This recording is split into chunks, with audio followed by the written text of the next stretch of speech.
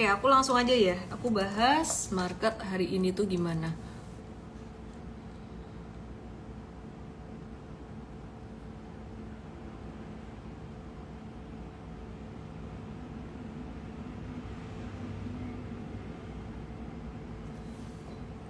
Ya, langsung aja IHSG ya. IHSG dulu seperti biasa.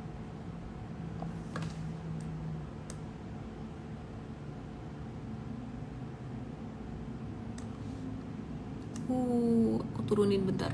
Chartnya aku rapiin dulu deh.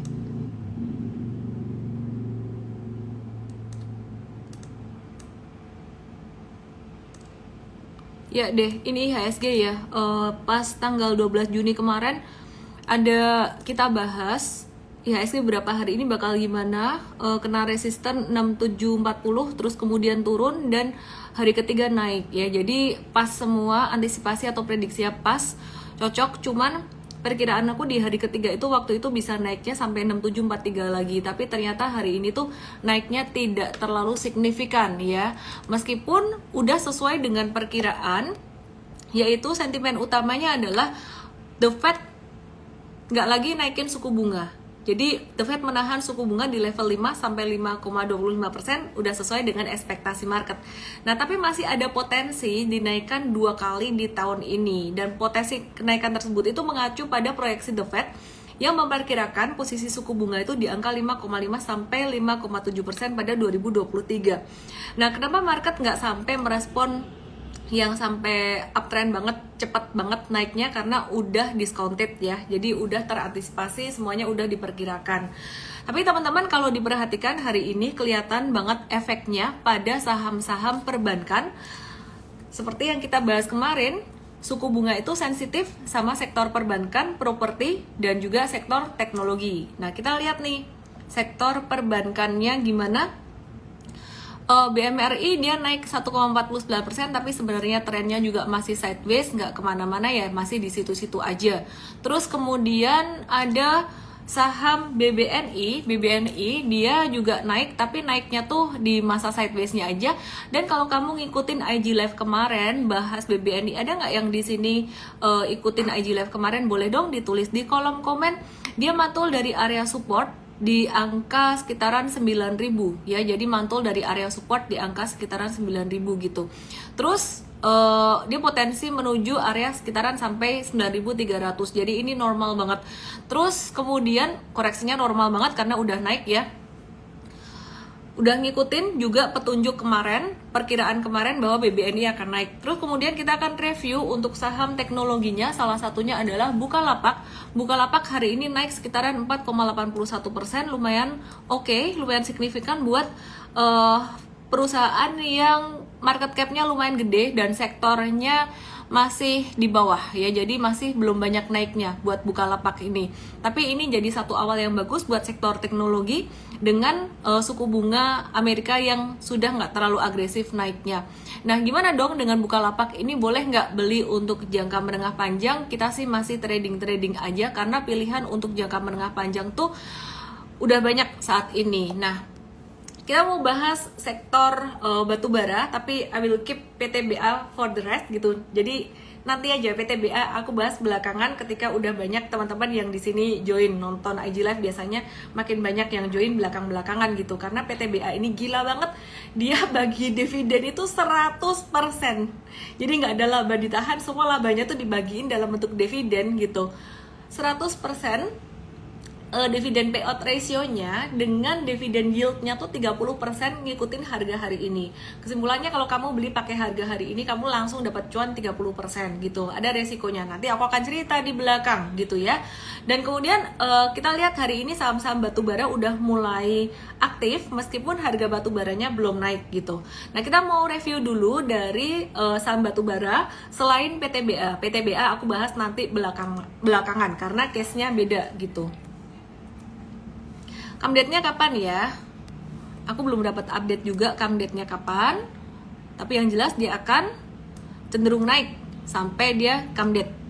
Nah, terus ini aku bahas Adaro dulu nih. Adaro gimana nih? Adaro hari ini tadi breakout, volumenya nggak terlalu tinggi tapi lumayan lebih tinggi daripada yang kemarin-kemarin. Nah, untuk sektor batubara ini hampir semua sudah bagi dividen.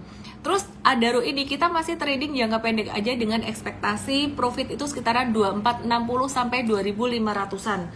Kita lihat harga batu bara, kita lihat dari Newcastle Coal Futures.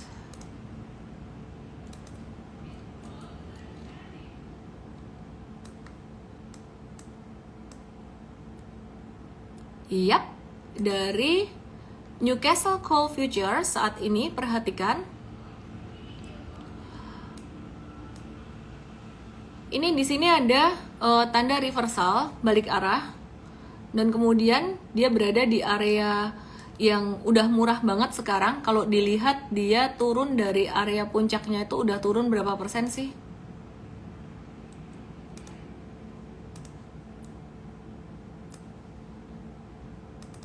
%71,65%. Ya. Jadi dari 71,65% turun ini kira-kira bakalan mantul atau enggak. Sebenarnya harga batu baranya belum, kalau dibilang tren naik belum, tapi harga saham batu baranya tuh udah mulai ada tanda reversal gitu. Jadi kita trading dulu jangka pendek ya, belum sampai jangka menengah. Terus kita mau lihat dari sektor batu bara yang lainnya. Kita lihat saham Indica Energy. Indica Energy tuh M-Trade udah beli kemarin, dan kalau kita perhatikan Indica Energy ini dia ada membentuk satu pattern bullish reversal yang cukup menarik, yaitu pattern inverse head and shoulders ya. Ini pundak kiri, kepala, pundak kanan gitu, dengan target patternnya sekitaran level 2260-an. Kira-kira bisa kecapai nggak ya? Aku perhatikan sih bisa kecapai, dan M-Trade udah masuk kemarin ya. Terus kemudian kita mau review juga saham ITMG. Jadi ini emiten-emiten batubara yang lagi breakout. Hari ini ITMG breakoutnya cukup oke. M-Trade udah masuk di 3 saham, dan ITMG masih jadi watchlist kita. Jadi apakah ITMG kita akan masuk atau enggak, kita akan watch besok.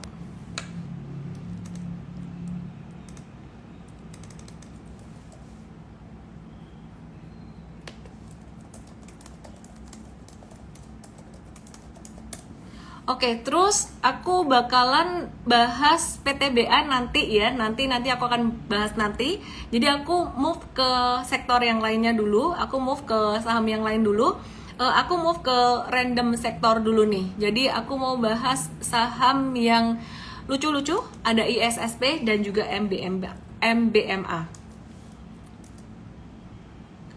Target PTBA-nya M-Trade berapa ya? Ntar ya, PTBA aku bahas nanti ya, karena dia spesial, ada sentimen dia bagi dividen tuh 100%. Oke, nah ini ISSP hari ini tadi sangat aktif sekali, dan kalau kita perhatikan ini ada pattern double bottom gede banget ya, double bottom gede banget. Cuman dia ekornya lumayan banyak, jadi ISSP ini dia kalau naik cepat, tapi kalau turun juga cepat gitu. Jadi ini buat trading jangka pendek aja. Nah, M-Trade tadi udah masuk ya, kita lihat aja ya gimana nanti. Terus kemudian kita lihat MBMA.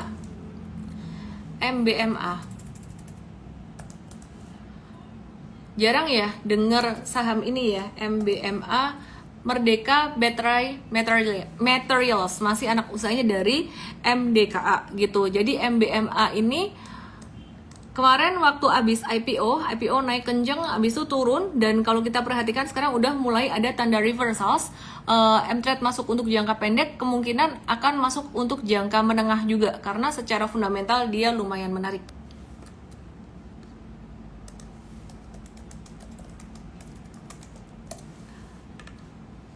Murah banget ya dari teknikalnya. Jadi ini kalau saham-saham IPO tuh teman-teman perhatikan, dia udah sekitaran 1 bulan lebih ini udah mulai kelihatan patternnya. Kadang 1 bulan belum ada pattern, misalkan dia terus naik malah kita hindari. Tapi kalau dia udah menunjukkan pattern, di sini udah mulai ada tanda reversal, ada tanda-tanda dia mulai kelihatan mau naik, justru kita malah mau masuk gitu. Oke, terus aku mau review untuk saham yang lainnya. Tadi saham teknologi aku udah bahas Bukalapak, aku mau bahas Gojek Tokopedia yang juga lagi cukup menarik menurut aku karena ada pergantian direksi, rencana pergantian direksi, dan selain itu aku lihat dia udah turun banyak banget. Terus kedorong sentimen positif dari suku bunga Amerika yang ditahan ini. Nah, ini GoTo, Gojek Tokopedia, dia sempat masuk ke MSCI, ada beberapa sentimen positif, dan dia juga sudah melakukan efisiensi, di mana efisiensi itu menjadi satu sentimen yang sangat bagus sekali. Jadi banyak orang yang melihat PHK karyawan yang dilakukan oleh startup besar itu sebagai satu hal yang negatif. Tapi untuk GoTo ini, Gojek Tokopedia, justru aku melihatnya sebagai satu sentimen yang positif. Kenapa? Karena dengan adanya efisiensi ini membuat keuangannya atau finansialnya tuh justru jauh lebih bagus. Dan bukan tidak mungkin dalam beberapa tahun ke depan GoTo ini bisa menjadi perusahaan yang profitable dan bisa menjadi value company gitu. Nah, apakah sekarang layak untuk diinvestasi jangka panjang? Masih agak beresiko. Kenapa? Resikonya karena masih banyak investor yang dulu dari zaman GoTo sejak pertama dibentuk, investor awalnya tuh sekarang masih posisi cuan. Jadi mereka ada beberapa yang masih berintensi pengen exit ya. Jadi kalau ngomong terus terang apa adanya, mereka ini exit nggak sih? Dimanfaatkan untuk exit nggak IPO ini? Jelas ada gitu, mereka pasti ada yang exit dan banyak gitu. Cuman nggak seterusnya seperti itu. Ketika mereka semua yang punya modal-modal bawah mereka udah exit, udah puas nih exitnya, dan jika finance atau keuangan dari GoTo ini menjadi lebih baik, maka besar kemungkinan ke depan dia bisa menjadi value company. Cuman sekarang belum nih. Sekarang kita masih main technical. Jadi kita masuk ke GoTo ini untuk swing trading aja, jangka pendek. Patrick Waluyo bukannya investor M-Trade juga ya? Enggak. Kita berteman aja. Kita berteman. Ya, saya sangat respect sama Pak Patrick, orang hebat, orang pinter pokoknya. Orang hebat, pinter, ganteng pula. Idola ibu-ibu ya, termasuk Pak Sandiaga Uno. Anyway, setuju nggak ibu-ibu? Aku mau lanjut bahas apa ya? Dikit tentang makro sebelum aku bahas tentang saham lainnya. Ada pulp and paper aku mau update juga, meskipun aku udah bahas beberapa kali, dan aku mau bahas PTBA yang bagi dividen 100%, tapi nanti aja aku bahas itu. Aku mau dikit bahas tentang makro. Ini China ada memangkas suku bunga pinjaman jangka menengahnya dia, sehingga efeknya apa? Akan menggerakkan perekonomiannya, dan pengaruhnya ke Indonesia. Kalau ekonomi China semakin panas, maka mereka akan impor bahan bakar, bahan baku ya, komoditas seperti oil, metals, dan batu baranya tuh dari Indonesia semakin banyak untuk bahan baku dan bahan bakar dari industrinya mereka di sana.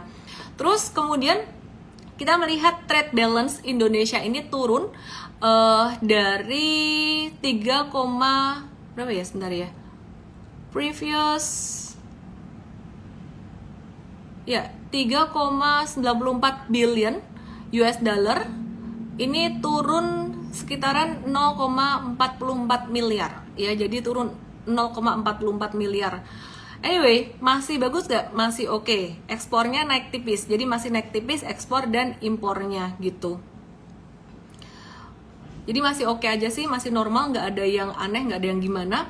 Terus aku mau update pembagian dividen beberapa emiten, terutama dari sektor komoditas. PTBA ini gila banget, seperti yang aku bilang tadi, dividen payout ratio-nya 100%, dividen yield-nya 30% dari harga terakhir, aku bahas nanti. Antam, dividen yield-nya 3,89% dari harga terakhir.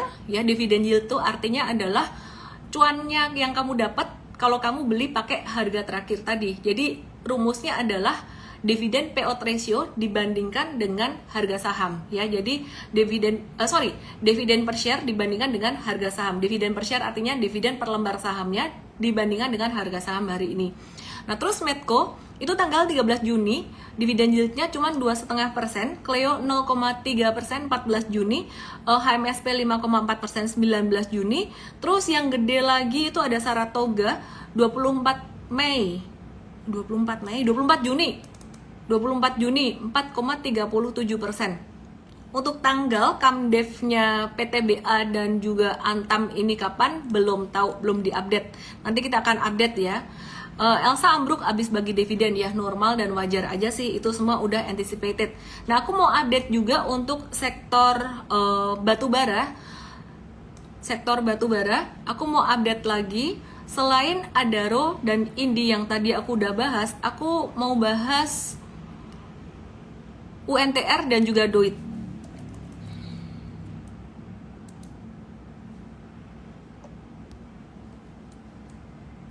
Oke, ini UNTR dia belum naik, jadi bisa di watch karena teman-temannya hari ini pada mulai breakout gitu. ITMG juga udah mulai breakout, dan ini DOIT ya, DOIT M-Trade sih udah trading dan udah profit taking. Kita masih ngehold jangka menengahnya, modalnya waktu itu di sekitaran 316 untuk tertingginya. Jadi sebenarnya udah lumayan cuan. Coba aku perhatikan, ya sekitaran 10%-an. Fundamentalnya gimana untuk perusahaan batubara tersebut? Perusahaan batubara ini fundamentalnya sebenarnya masih cuan. Cuannya banyak yang turun ya, cuannya banyak yang turun. Khusus PTBA aku bahas nanti.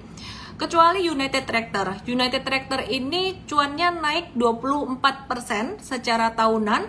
Terus DOIT dia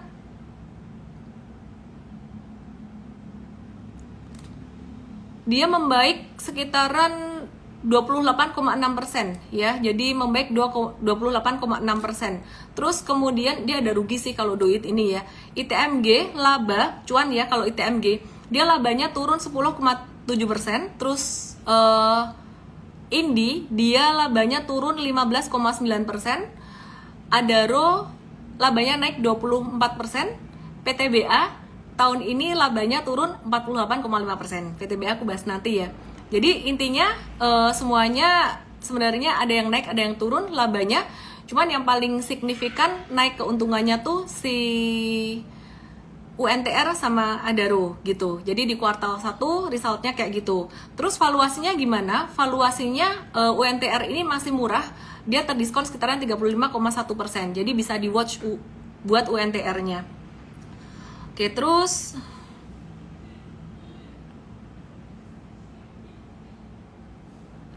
ya, aku mau bahas TKIM dan juga INKP ya.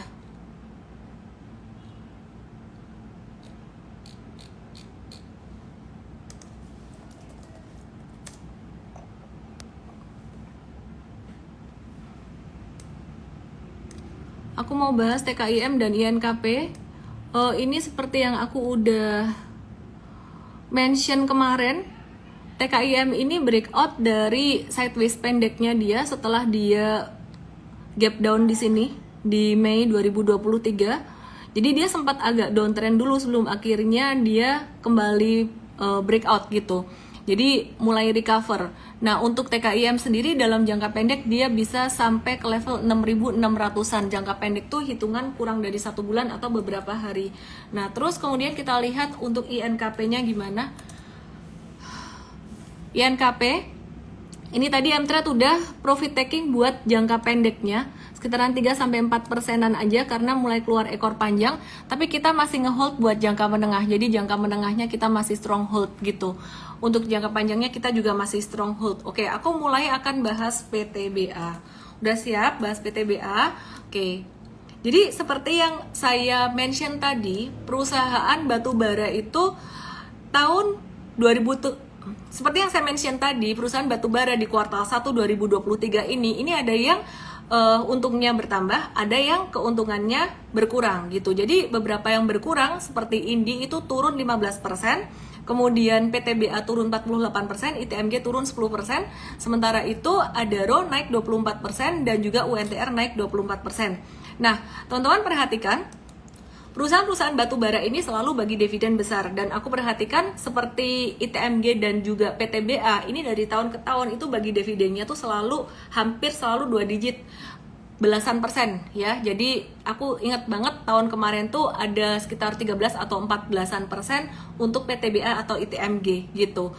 Nah, di tahun 2023 ini perusahaan-perusahaan batubara itu masih bisa bagi dividen gede karena labanya di tahun 2022, jadi tahun lalu tuh labanya tinggi sekali karena harga batubara naik tinggi. Nah, jadi teman-teman gak heran kalau mereka bagi dividen gede. Nanti tahun depan gimana? Aku akan jelasin. Jadi teman-teman perhatikan di sini nih. Ini PTBA ya. Jadi PTBA ini dia tuh naiknya paling cepat kalau dibandingin dengan teman-teman yang lainnya. Jadi bandingkan dengan Adaro. Adaro ini dia belum naik signifikan, sejak dia jatuh tuh naiknya landai-landai aja. Terus kemudian perhatikan Indi juga dia naiknya landai-landai aja gitu. Jadi meskipun dia ada potensi naik, tapi dia naiknya landai. Terus ITMG dia juga belum naik, dia naiknya landai-landai aja. Nah perhatikan PTBA, kita bahas beberapa hari kemarin, itu dia naik dan mengalami anomali. Aku bersihkan chart aku, anomalinya terjadi di sini. Ketika keluar warna merah ini, biasa harga saham turun, tapi dia naik sendiri dikala teman-temannya belum naik. Ya mungkin ada beberapa pihak yang mungkin tahu bahwa PTBA bakalan nih bagi dividen gede gitu ya, dan mereka masuk duluan, spekulatif masuk duluan gitu. Anyway, kalau misalkan belum punya gimana dong? Misalkan baru masuk di sini gimana dong? Mtrade baru masuk di sini nih tadi, full murni secara teknikal gitu. Jadi kalau misalkan baru masuk di atas ini, teman-teman masih akan tetap dapat dividennya sekitaran 30%. What to expect kalau tadi beli di sini, Mtrade beli di sini, what to expect? Harga saham masih akan naik. Jadi ketika ada pembagian dividen, ada pancingannya, ada carrotnya, itu berbeda analisisnya, jadi bisa lebih optimis, dia bisa naik. Nah ini tanggal CAMDEV kapan saya nggak tahu, kita masih belum tahu pembagian dividennya.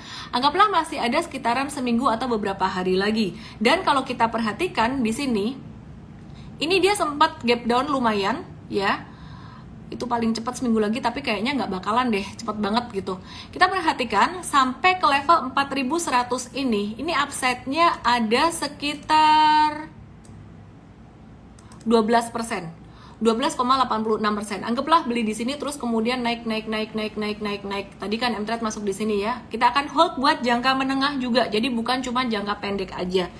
Jadi khusus PTBA ini kita akan kasih petunjuk teman-teman buat yang jangka menengah ya, buat yang jangka menengah melalui notes ya, melalui notes kita. Jadi perhatikan di sini.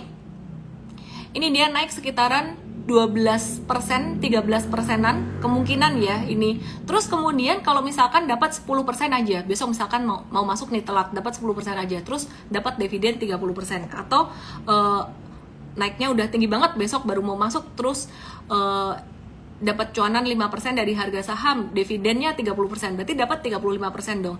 Abis itu what to expect, abis itu pasti jatuh. Anggap dari sini jatuh sampai 30% atau 45%. Kalau 30% tuh artinya 2 kali ARB. Kalau 45% itu berarti 3 kali ARB. Anggaplah 30%. Nah, kalau 30% ini jatuhnya kemungkinan sekitaran level 2900. Jadi level 2900 di sini. Gitu.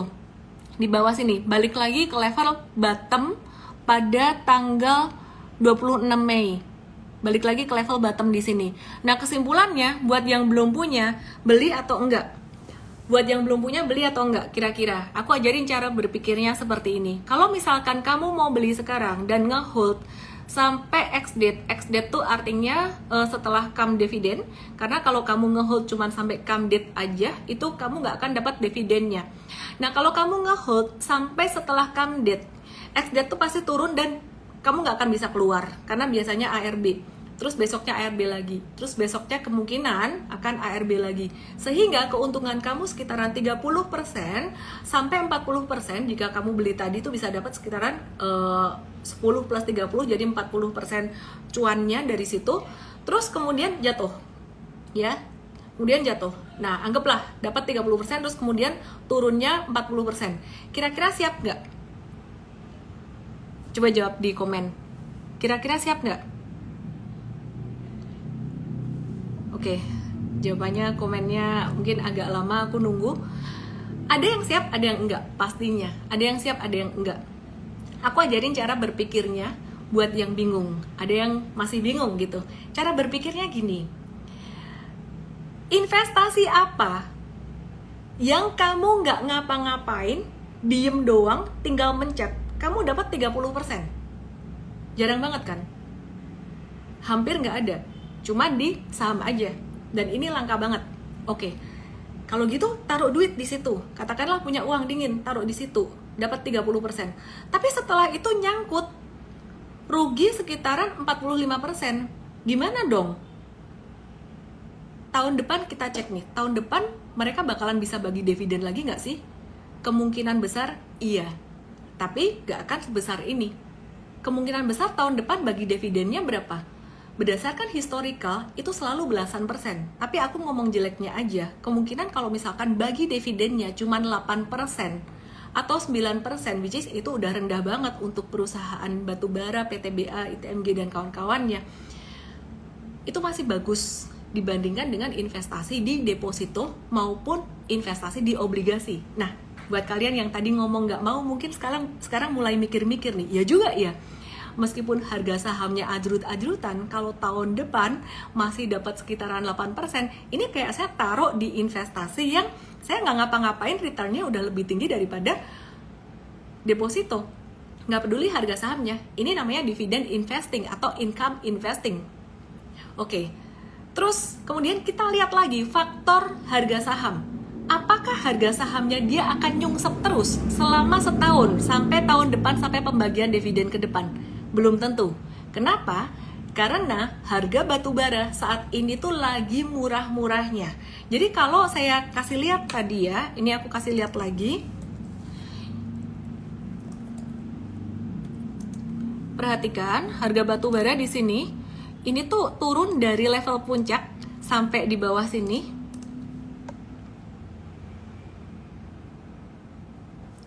Nih, ini dia turun 70%. Abis itu, dia bakalan naik kemana?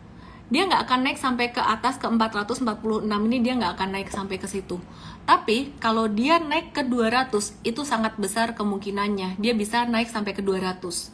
Dan teman-teman tahu, untuk batu bara ini ya, jadi biaya bahan bakunya itu cuma sekitaran 40 aja. Jadi kalau misalkan sejelek-jeleknya dia masih turun lagi sampai ke 80 atau 90, sebenarnya perusahaan batu bara di Indonesia itu masih cuan gitu ya. Jadi kalau ditanya apakah ada kemungkinan untuk harga PTBA ini setelah nanti bagi dividen terus anjlok-anjlokan terus dia naik, ada kemungkinan sampai ke level berapa? Yuk kita lihat ya PTBA ya.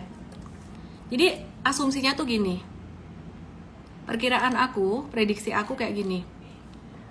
PTBA hari ini di angka 3630. Kalau dia ada info bagus kayak gini, mau bagi dividen tinggi, dia kan naik terus. Nah, asumsi misalkan naiknya sampai level 4100-an karena ini resisten yang cukup kuat dan aku nggak tahu dia bagi dividennya kapan.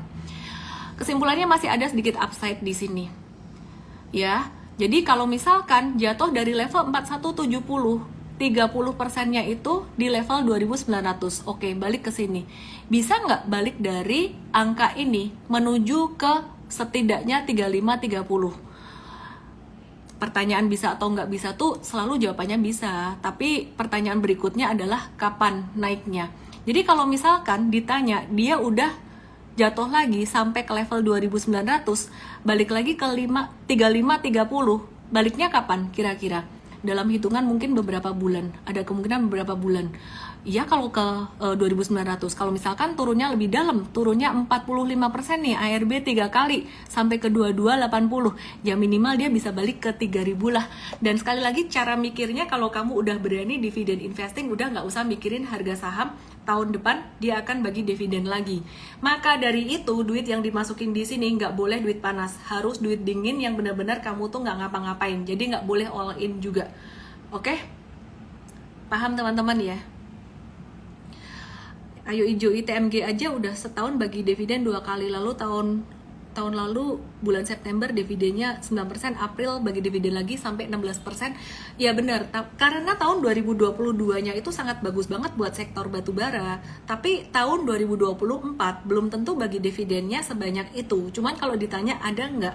Kemungkinan besarnya ada. 70% tuh ada. Karena udah nature-nya mereka sering bagi-bagi dividen kayak gitu. Ada yang bilang nggak suka dividend trap, ya silahkan, nggak apa-apa.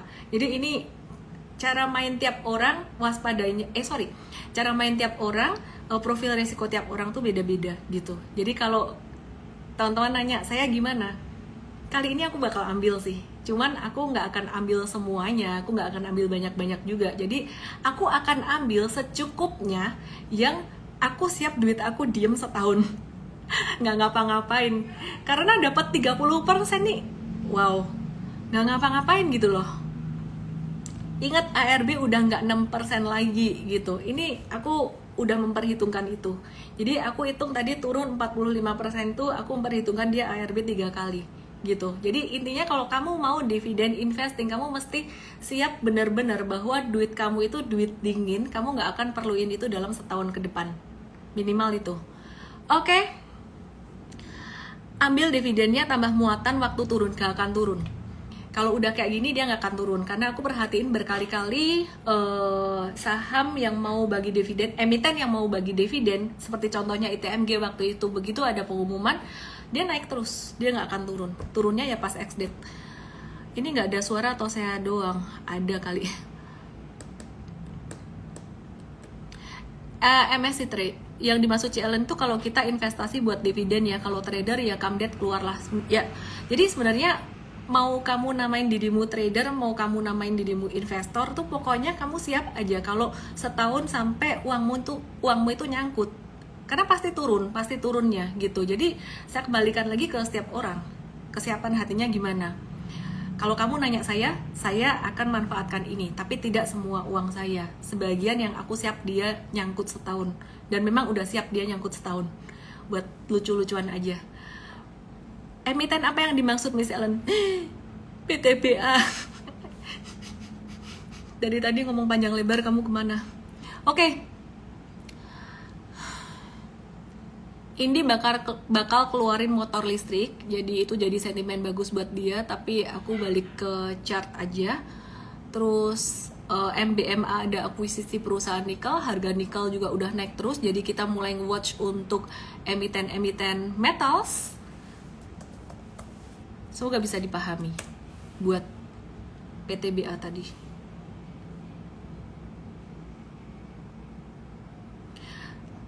GOS 932 Kamdev keluar terus buyback bawah. Kalau kamu dividen, kamu keluar, kamu nggak dapat dividen, jadi keluarnya harus di ex-date, padahal di ex-date pasti ARB gitu aja. Tuh, ini ada yang democi nunggu ARB 3 kali baru serok. Ya silahkan aja lah. Oke. Kita menguat untuk sektor metal, sekarang masih sideways, tapi harga nikelnya udah naik lumayan signifikan, jadi bisa di watch ya teman-teman ya. Apalagi yang menarik ya, Capex MTEX, ngomongan saya kenapa begini sih? Pakai flashcard dulu. Capex MTEX naik 27%. Oke, slow down dikit. Ada yang mau nunggu PTBA ARB ya silahkan aja. Ada yang mau manfaatin dividen.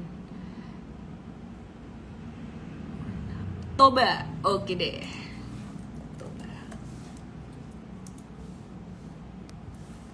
Toba.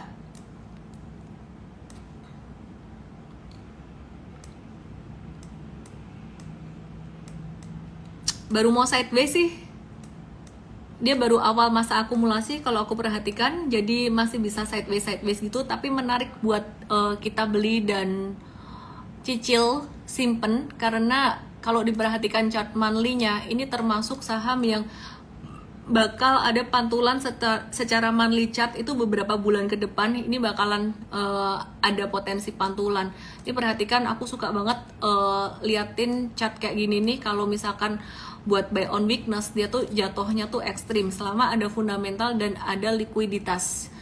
Cuman Toba ini ya nggak sekenceng sektor, mungkin nggak bisa aku bandingkan apple to apple. Waktu itu ada saham dari sektor kayak gini tuh aku lebih confident. Contohnya kayak Ases waktu itu, meskipun naiknya pelan-pelan tapi dia benar-benar naik. Terus properti aku juga lebih confident gitu. Jadi untuk Toba ini dia memang faktornya tuh memang lebih banyak, lebih cyclical lah ya. Upside ada, kemungkinan untuk naik beberapa bulan ke depan lumayan gede. Tapi jangan banyak-banyak masuk di situ.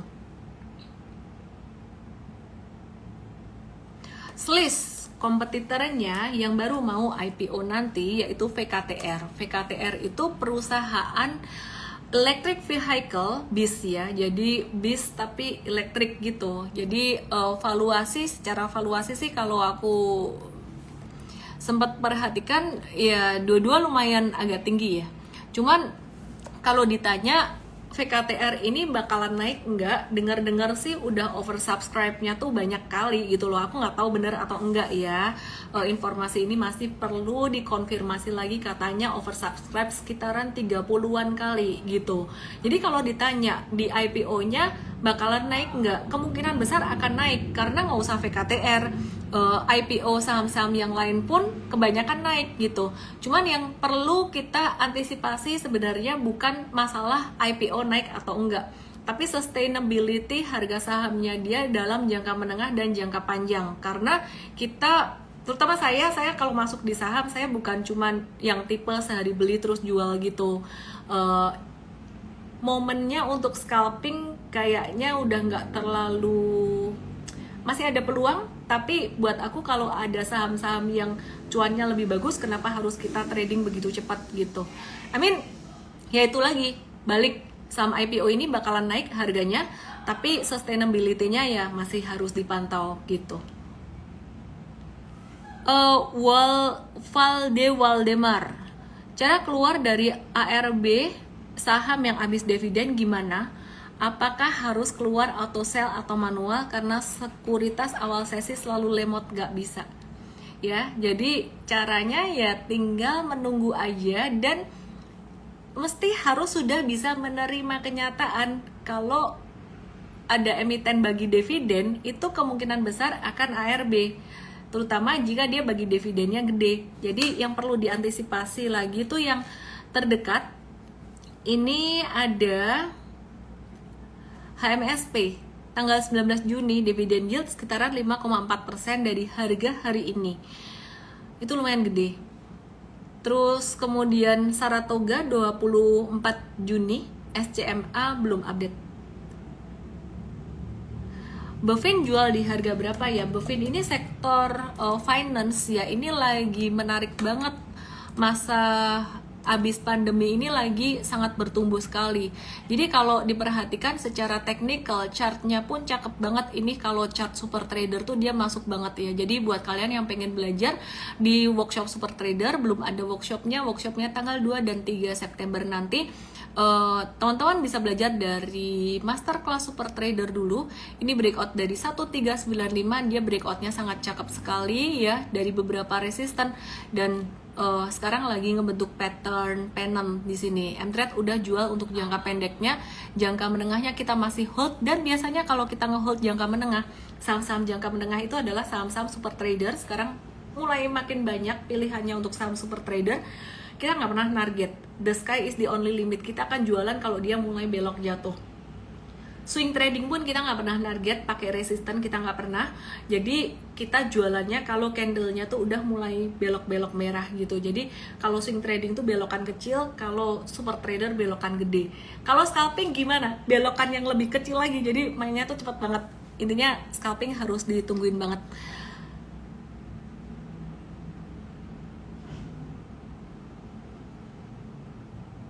Mindy habis naik kenapa turun? Gak usah semua saham ditanya kenapa naik turunnya sih. Kita tidak perlu tahu kenapa satu saham naik atau turun. Gak perlu harus selalu tahu kenapa satu saham naik atau turun. Terutama saham-saham yang likuiditasnya kecil, karena dia bisa naik turun tanpa alasan. Sesuka-suka bandar mau beli mau jual, sesuka-suka big investor mau beli mau jual gimana. Yang perlu kita tahu adalah kapan kita masuk dan kapan kita keluar, yaitu pakai chart. Ini ada yang nanya MIDI. Nah, kenapa dia turun? Nggak usah dipikir kenapa dia turun, yang penting bisa keluar aja. Dan ini kita kena cut loss karena kemarin fluktuasinya cepet banget dan kita cepet-cepet jual. Masuknya untungnya di bawah juga sih. Jadi ruginya sekitaran 1-5%. Terus ada yang nanya juga ADMR, ada Raw Minerals Indonesia. Ini patternnya ada pattern reversal.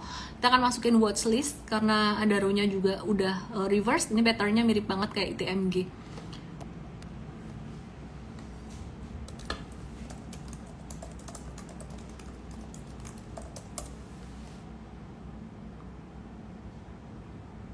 ISSP tadi kayaknya aku udah bahas di depan.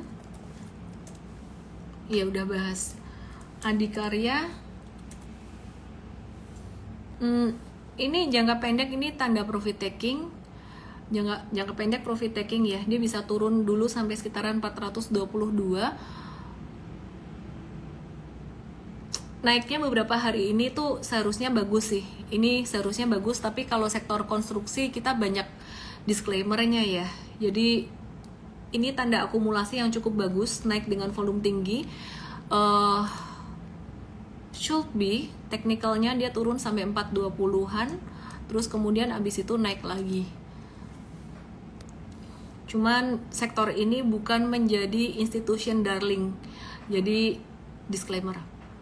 MDKA udah dibahas di awal, Bovin udah bahas, ASII udah naik tinggi, nggak usah dibahas ya. Kita tinggal ngehold aja, tinggal menikmati cuan, terutama investors dan juga di M-Trade kayaknya ada juga deh. Teman-teman yang pengen bergabung dalam program M-Fast, kita kasih informasi untuk jangka panjang, rekomendasi buat jangka panjang, langsung aja DM saya M-Fast, nama email dan WhatsApp. Dan juga teman-teman yang mau belajar di masterclass Super Trader, mumpung momennya pas banget. Kalau mau nunggu tanggal 2-3 September untuk offline silakan. Tapi nanti dari Juni sampai September ini banyak banget peluangnya, ya bisa agak terlewat gitu kemungkinan. Kalau mau belajar dari masterclass Super Trader, tulis aja ST atau Super Trader, nama email dan WhatsApp. M-Trade sebenarnya merupakan pelengkap dari Super Trader itu, ngasih tahu sahamnya apa. Cuma akan lebih baik kalau kamu tahu sendiri. NCKL banyak ditanyain, coba bahas NCKL.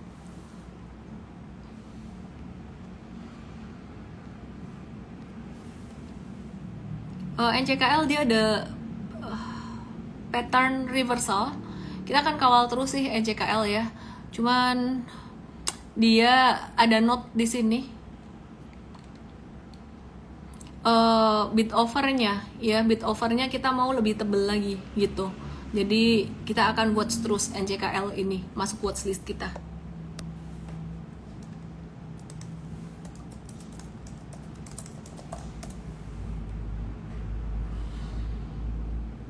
Imas gimana? Energi, Harum, Tower gimana?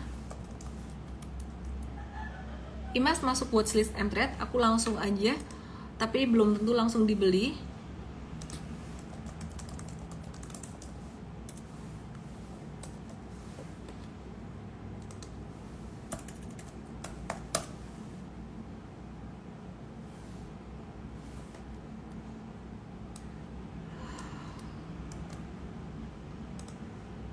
Energi Mega Persada kemarin aktif, sekarang hari ini biasa-biasa aja sideways, jadi kita tinggal ngehold aja. Terus apa lagi ya tadi? Harum lagi sideways juga, wait and see dulu. Tower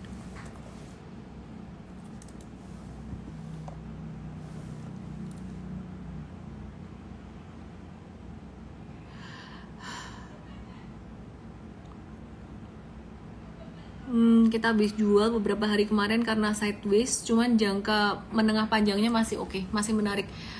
Oke, besok di M-Trade kita ada bahas beberapa watchlist saham 1, 2, 3, 4, 5. Kita punya 5 watchlist buat morning briefing besok di M-Trade. Meskipun market value cuma 8,59 triliun rupiah, tapi nggak usah dipikirin, peluang di saham untuk retail masih banyak banget. Jadi nggak usah mikirin market value. Jangan lupa besok bergabung di morning briefing jam 8.15 karena tim coach kita punya 5 watchlist ya.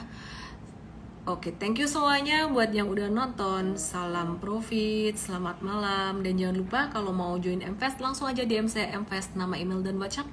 Dan kalau mau bergabung dengan tim coach kita, langsung aja tulis coach ya, coach, nama email dan WhatsApp, untuk kamu bisa kirimkan CV kamu ya. Jadi nanti kita akan kasih tahu, akan dihubungin oleh tim HR kita. Oke, gitu aja. Thank you semuanya. Salam profit. Dadah.